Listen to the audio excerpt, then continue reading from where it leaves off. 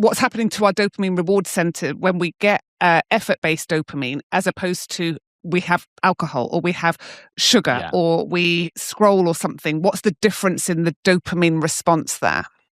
Yeah, so this is super cool. And this has helped my own mind a lot. But then also we teach this to young kids and stuff like 10, 11 years old to manage their dopamine. And it is neuroscience, but it's very easy to digest. So you have this small center, literally the size of sort of a few peas, for example, called the ventral tegmental area, right in the center of your brain. And in there, your brain has the capacity to manufacture dopamine. So this is called the VTA, but we could rename it dopamine factory, effectively. In your dopamine factory, it's manufacturing little vesicles. They're basically tiny little dopamine bubbles, and it's stitching them together and creating them in order to generate motivation in your system. A key thing. Motivation is so crucial for a human. Without it, you literally would just be dead still. As in to the point where even to just move your hand, it requires dopamine. Everything to do with doing anything requires it. Next to your dopamine factory, you have something called your nucleus accumbens, which is your actual reward center, where you'll experience pleasure, where you'll experience some kind of joy or reward or satisfaction. When you are doing something that is effortful, let's say cleaning your house is a classic example. Cleaning your house is not like, oh my God, I absolutely love cleaning my house, the best thing in the world. But what you'll notice is as you clean your house, once you get past 5 or 10 minutes, the annoying beginning bit, some level of satisfaction begins to arrive in your brain. You're kind of like, oh, it's quite nice, like cleaning your hobs in your kitchen and your dishwasher's empty and you're wiping the surfaces down and your pillows on your lounge look nice, whatever it may be. You begin to have some level of reward. In that scenario, what's occurring in your brain is that your dopamine factory knows that effort is occurring. So it's stitching together these dopamine bubbles in order to ensure you have the motivation to continue.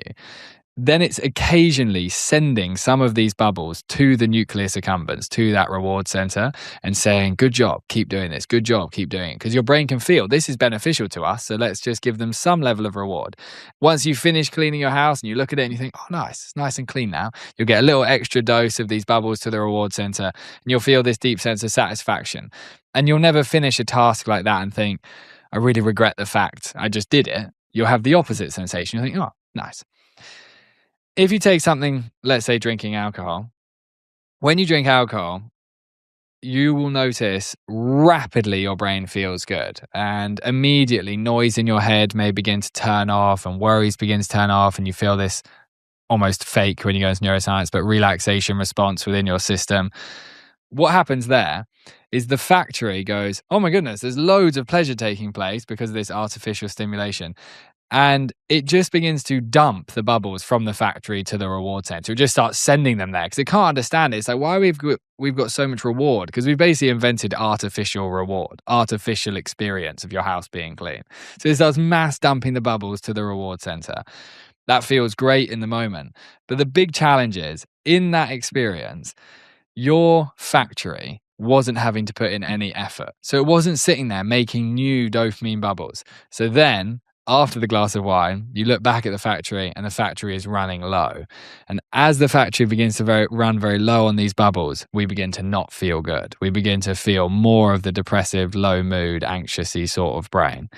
Then often in that situation, because we feel uncomfortable, we seek for more of the thing that took the pain away. So then we think, oh, let's scroll my phone, let's eat some chocolate, whatever it might be. But then we just run the factory emptier and emptier and emptier to the point where the dopamine factory basically has nothing in it. And that's when you get to that state where you're lying on the sofa in the evening, you've been watching TV with your phone in your hand, you've been drinking your red wine and you've had chocolate. And these are just natural things to do in the modern world. This is not something to judge of yourself. This is the environment we've been put into. But we get to that state where even the thought of going and brushing your teeth seems like a massive task. It's like, I can't even bother to brush my teeth. That's just too much for me. And then you stand brushing your teeth with your phone in your hand because you feel this like low grade unhappiness. And it's because that factory is empty. So the whole goal of dopamine is restore that ventral tegmental area, restore the factory with loads of dopamine so your joy and excitement and love for your life can return. Wow. So you're basically describing addiction, right? So it's basically when you have something, it makes you feel good temporarily. that feeling wears off, when the substance or whatever the thing is wears off, and then you crave more of it to make it come back, because you've actually been left feeling worse than you felt before you even had it to begin with. And that would be the case with food, alcohol, drugs, gambling, pornography, scrolling, any of those things. That's why dopamine is where addiction comes from. Yeah, and this is why addiction is fascinating. And for a lot of the time, we have it so backwards in our head how these different behaviors are helping our lives. And we literally have them the polar opposite. To give you an example of this, many parents are coming to me with their kids and their phone addictions. It's a huge part of my life. And many of them have neurodiversity challenges, which is magical to have a neurodiverse brain. I think neurodiverse brains are amazing brains. And they will say, I get the fact that doom scrolling is bad for their dopamine and so on. But for my child with ADHD, for example, it's the only thing that regulates them. It's the only thing that calms them down.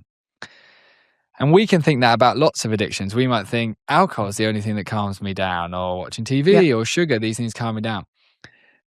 We've got it the opposite way around. The only reason we need the phone is because the phone has dysregulated us. So then the phone is there to regulate us back. And this is happening with all addictions. Like I used to think, for example, with weed, that it was calming my anxiety if I was to smoke cannabis.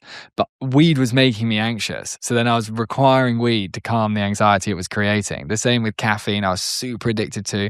I thought, caffeine is here because it's adding so much energy and focus and attention to my brain.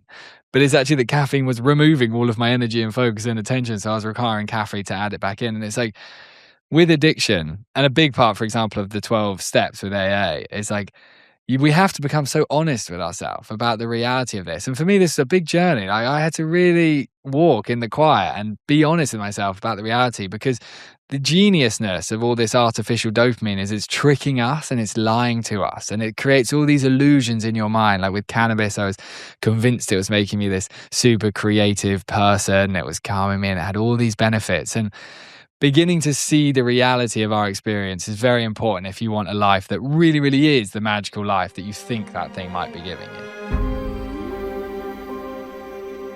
you.